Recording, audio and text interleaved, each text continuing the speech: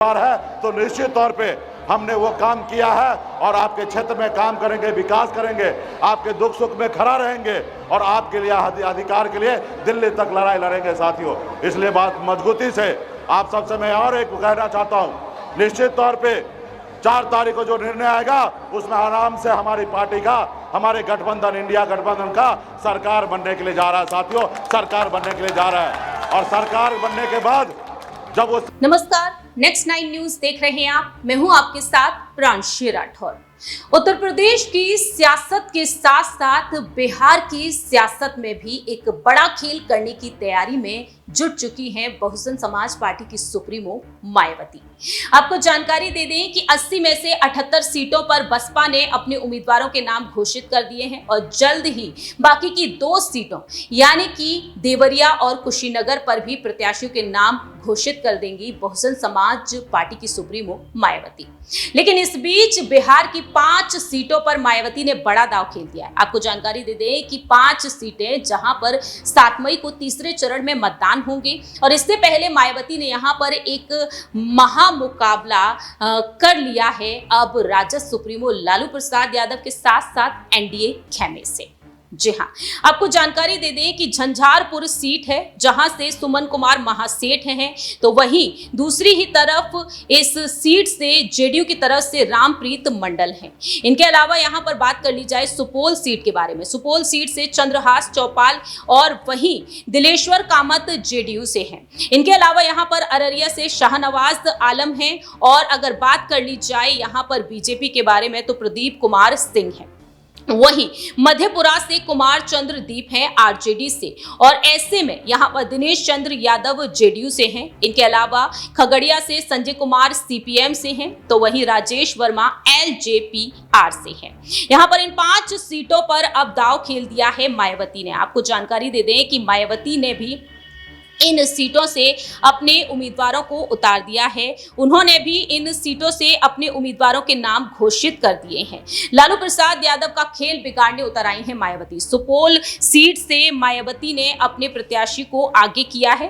राजद उम्मीदवार चंद्रहास चौपाल और जेडीयू के दिलेश्वर कामत को चुनौती देंगी किरण देवी और किरण देवी को उतार कर मौका त्रिकोणीय हो चुका है। अररिया से राजद से शाहनवाज आलम, तो वहीं बीजेपी से प्रदीप कुमार सिंह है, लेकिन बहुजन समाज पार्टी ने गौसुल आजम को टिकट दिया है। मधेपुरा लोकसभा से अरशद हुसैन को उतारा गया है जो यहां पर दोनों ही पार्टी के उम्मीदवारों को टक्कर देंगे। खगड़िया सीट से चिराग पासवान की पार्टी की तरफ से राजेश वर्मा को उतारा गया है, तो वहीं सीपीएम की तरफ से संजय कुमार कुशवाहा हैं, लेकिन मायावती ने सेंधमारी करने के लिए बसपा से रवि कुमार को चुनावी जंग में उतार दिया है। इसके अलावा बात कर ली जाए यहां पर झंझारपुर सीट के बारे में। झंझारपुर सीट से भी अब यहां पर मुकाबला त्रिकोणीय है। जेडीयू से सिटिंग सांसद रामप्रीत मंडल हैं और वीआईपी से सुमन महासेठ हैं और ऐसे में मायावती ने यहां पर राजद से नाराज गुलाब यादव को प्रत्याशी बना दिया है। गुलाब यादव राजद से उम्मीदवार थे, टिकट नहीं मिला और नाराजगी जाहिर कर रहे थे, लेकिन मायावती ने यहां पर एक बड़ा दांव खेल दिया है। अब यहां पर सवाल ये बन जाते हैं कि मायावती क्या खेल बिगाड़ने में कामयाब हो पाएंगी या फिर नहीं। मायावती यहां पर वीआईपी प्रमुख मुकेश सहनी को चुनौती दे रही हैं। मुकेश सहनी जो अपने प्रत्याशी के समर्थन में झंझारपुर पहुंचे और वह क्या कुछ कहते हुए नजर आए, सुनिए जरा। चुनाव का समय है और बड़े संख्या में यहाँ पे माता बहन नौजवान साथी सम्मानित गार्जियन सभी को सन ऑफ अल्लाह मुकेश सहनी की ओर से नमस्कार प्रणाम। साथियों, ये चुनाव का समय है, ये मान लीजिए कि आज़ादी की लड़ाई है। आप सभी को पता होगा कि मोदी जी ने 2014 में आपसे क्या वादा किया था। देश के युवा बेरोजगार है, हर युवा को नौकरी देंगे। देश में बेरोजगारी है, हर किसान को आय दुगुनी करेंगे, हर गरीब को पक्का मकान बना के देंगे, विदेश से काला धन लाके और आपके खाता में 15-15 लाख रुपया देंगे। जैसे तैसे उन्होंने तो सत्ता में आ गए और आज भी आप अपने अच्छे दिन को ढूंढ रहे हैं साथियों कि कब आपके अच्छे दिन आएंगे। इसलिए साथियों, आपने 10 साल में आपके अच्छे दिन नहीं आए हैं। आपको अपने अधिकार के लिए संघर्ष करना पड़ेगा, लड़ाई लड़ना पड़ेगा, तब जाके अच्छे दिन आएंगे साथियों। इसलिए साथियों, अपने आज आपके हमारे पूर्वज ने इस देश को आजादी दिलाने के लिए 250 साल लड़ाई लड़ा, तब हमारे अच्छे दिन आए हैं साथियों। बाबा साहब भीमराव अंबेडकर ने हमें जो संविधान बना के दिया, जिसके कारण आज एक मल्ला का बेटा सर उठा के बात कर रहा है, ये हमारे अच्छे दिन बाबा साहब भीमराव अंबेडकर का संविधान की वजह से आया साथियों। आज वो संविधान खतरे में है, हमारा लोकतंत्र खतरे में है, क्योंकि मोदी जी संविधान को नहीं मान रहे और लोकतंत्र को नहीं मान रहे। आज बताइए, दो मुख्यमंत्री को जेल डाल दिया गया है। आज पैसे के दम पर किसी का विधायक खरीद लेते हैं, किसी का सांसद खरीद लेते हैं और बनी हुई सरकार को पैसे के दम पर खरीद लेते हैं साथियों। तो इसलिए साथियों, हमें अपने आने वाला पीढ़ी के लिए लड़ाई लड़ना है। आपने लोगों ने देखा होगा टीवी मीडिया के जरिए कि किस तरीके से मोदी जी ने बड़े बड़े उद्योगपति से कैसे चंदा लिया है, धंधा देकर चंदा लिया है। जो चंदा नहीं दे सकता था उनको ईडी सीबीआई का नोटिस भेजकर उनसे चंदा लिया गया साथियों।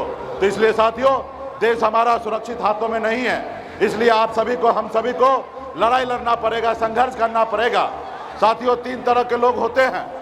एक वो लोग जो बहुत पैसे वाले हैं, उनके आपसे कोई लेना देना नहीं है, आपके हक अधिकार के लिए कोई लड़ाई लेना देना नहीं है। दूसरा वो लोग जो कल क्या खाएंगे, रात में क्या खाएंगे, उसके लिए वो परेशान रहते हैं, वो आपके लिए क्या लड़ेंगे। और एक आप लोग हैं जो आपके पास सोचने समझने का शक्ति है, अच्छा बुरा दोनों चीज सोच सकते हैं। तो आप लोग अपने दिल पर हाथ दे के सोचिए कि मोदी जी की सरकार ने 10 सालों में देश में गरीब, नौजवान, किसान के लिए क्या किया है। अगर आपके दिल का आवाज आए कि मोदी जी अच्छा किए, तो आप सोचिए। यदि अगर दिल का आवाज आ जाए कि मोदी जी कुछ नहीं किए, तो निश्चित तौर पे आप निर्णय लीजिए, क्योंकि देश का जनता जो है वो मालिक है, नेता मालिक नहीं है साथियों, देश का जनता है। इसलिए आपके पास अधिकार है वोट गिराने का, और वोट गिराकर आप बदलने का काम कीजिए। और आपका एक अच्छा उम्मीदवार, कर्मठ उम्मीदवार सुमन कुमार महासेठ जी को हम लोगों ने प्रत्याशी बनाया है। हर गांव से, हर टोला से एक ही आवाज है कि सुमन महासेठ जी बहुत अच्छा उम्मीदवार है, बहुत कर्मठ उम्मीदवार है। तो निश्चित तौर पे हमने वो काम किया है और आपके क्षेत्र में काम करेंगे, विकास करेंगे, आपके दुख सुख में खड़ा रहेंगे और आपके लिए अधिकार के लिए दिल्ली तक लड़ाई लड़ेंगे साथियों। इसलिए बात मजबूती से आप सबसे मैं और एक कहना चाहता हूँ, निश्चित तौर पे 4 तारीख को जो निर्णय आएगा उसमें आराम से हमारी पार्टी का, हमारे गठबंधन, इंडिया गठबंधन का सरकार बनने के लिए जा रहा है साथियों, सरकार बनने के लिए जा रहा है। और सरकार बनने के बाद जब वो सरकार में